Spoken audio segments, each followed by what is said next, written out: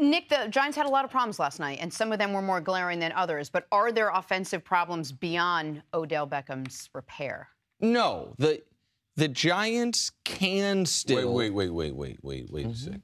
Now, you asked him, the first question of the day, the Giants' problems, Yes. are they beyond Odell's repair? Yes. Okay, now go ahead. What? Because I didn't think you were off to the right track on this What do you mean? What? Did he have any other wrong? Unless he's baby Jesus. Because they had a lot of problems. Are you baby Jesus? But go ahead. I'm going to allow you to go ahead and start it They off. had a lot of problems, but you also had reasons last night for some optimism that they can fix them enough to let the defense be the defense. So, no, I don't think the Giants' season is lost. I don't think their offense is beyond repair. And I think we saw last night, even with just 4 catches for 36 yards, what Odell changes for them offensively. You saw, as opposed to week 1, when there were no dynamic playmakers on the field, you saw, because even with a hampered Odell, the attention that had to be paid to him, what it allowed the tight ends for the Giants to do. Eli, in a mediocre, if not below average game, was 7 of 10 for 108 yards and a touchdown when targeting his tight ends. Why? Safeties couldn't worry about the tight end position because safeties were worried about Odell, even a gimpy Odell. You also saw that this game was going true to form for how the Giants won 11 games last year.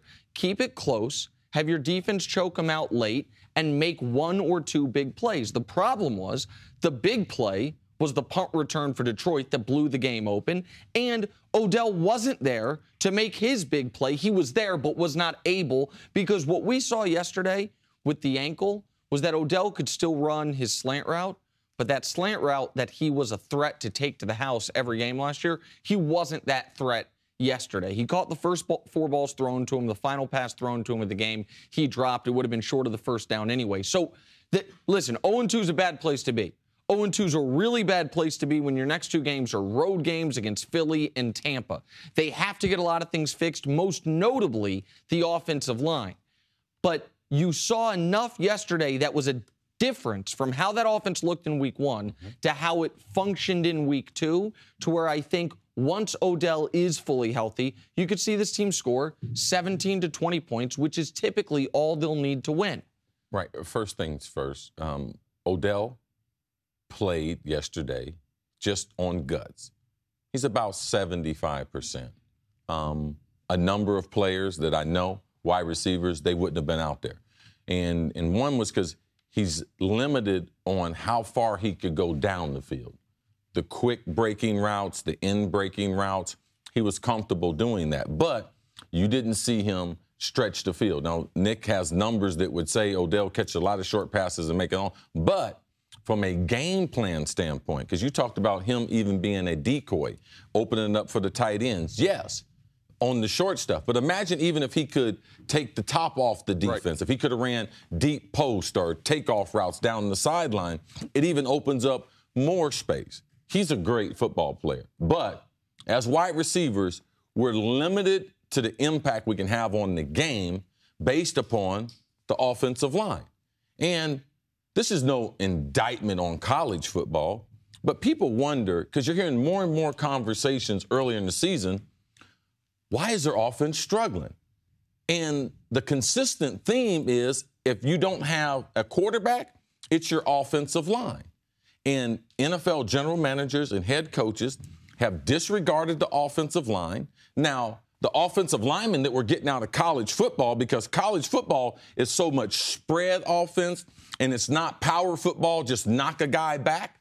So the training for young offensive linemen coming into the league is not up to par on the other skilled positions on the offensive side. But, Cece, that's where, if you're watching the game yesterday, that's where, and we'll talk about Ben McAdoo later, everyone recognized that Eric Flowers could not handle Ziggy Ansah and that he needed help.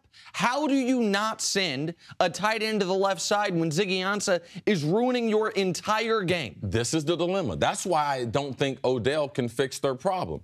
Odell being on the field, it opened up. You said Eli was 7 of 10 throwing to the tight ends. Yep. But you know how you help out a tackle? By leaving the tight end in.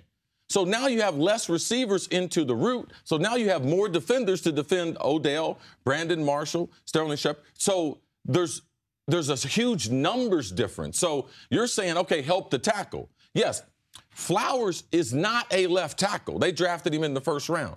Their right tackle is a kid I love. I've been coaching him since he was 15, Bobby Hart. He got hurt, had a bad ankle. The right tackle, he's not a right tackle. Played college at Florida State. He's an interior guy. He's a guard. He's not a tackle. So Flowers and Hart, they can't be replaced. And you can't put tight ends, running backs blocking, helping them out because it makes it easier for the defense. So, yes, it was nice to see Odell out there. He's not 100%. But to me, that offensive line and Eli Manning at this stage of his career, those should be the conversations. Like, if you want some remedies, that's where you look. Look to number 10, all right, and look to the front office and the head coach to be able to fix that offensive line. I was going to ask that. I mean, a lot of what we saw last night, I would say you guys especially, I saw it as someone just watching the game, that Eric Flowers, that the offensive line obviously didn't give Eli the best chance to hit who he wanted to hit, to stay up. The guy was sacked 5 times. But also look to Eli Manning, who had there were a couple of times last night where you questioned what he was doing, time management, things like that. How much of what we saw last night was, I know what you're going to say, Eli being 36 and just not as quick with everything, or the fact that he just wasn't given the best opportunity to play? All quarterbacks, regardless of Eli's age, all quarterbacks, when they're hit early in the game, it affects them, regardless of how much experience they had. Now, Eli, that's what we saw last night. In the first quarter, I mean, he got hit immediately. So he knows the tone of the game. He knows I'm not going to have time. I'm going to be rushed. And as you could see, it affected his decision-making. Also, his ability just to do the basic things we ask quarterbacks to do. Listen to the play in your headset. It's in your helmet. All right? Get the formation, dictate it to the offense, and get in and out of the huddle. Did you not see him do that? No, it was very slow. For Eli, he's been in this offense long enough.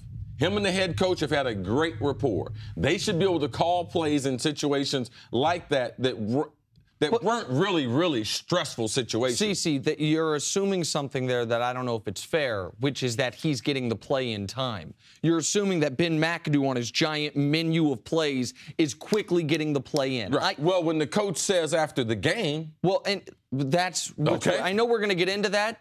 I don't know how fair that was of McAdoo. But on Eli, I am an Eli critic. I've been an Eli critic. I'm a guy that does not think I'm a guy that does think, despite his 2 Super Bowls, that he is not a Hall of Fame caliber player.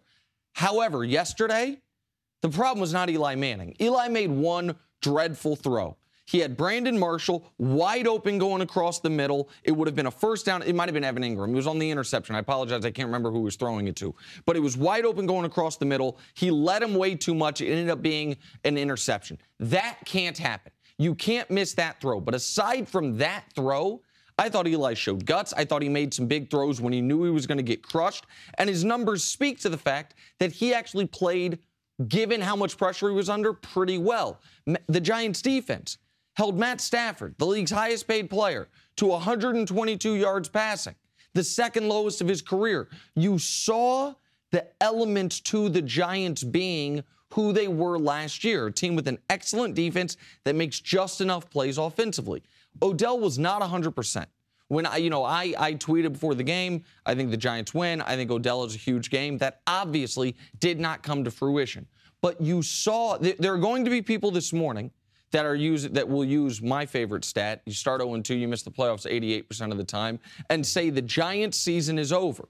I do not believe the Giants' season is over, and there's no team in that division right now that looks amazing.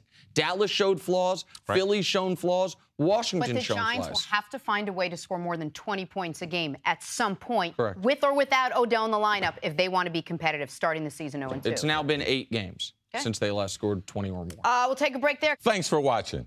Subscribe here to get the latest from the show. Also, be sure to check out more of the best clips from First Things First, or go watch a few segments from other shows on FS1.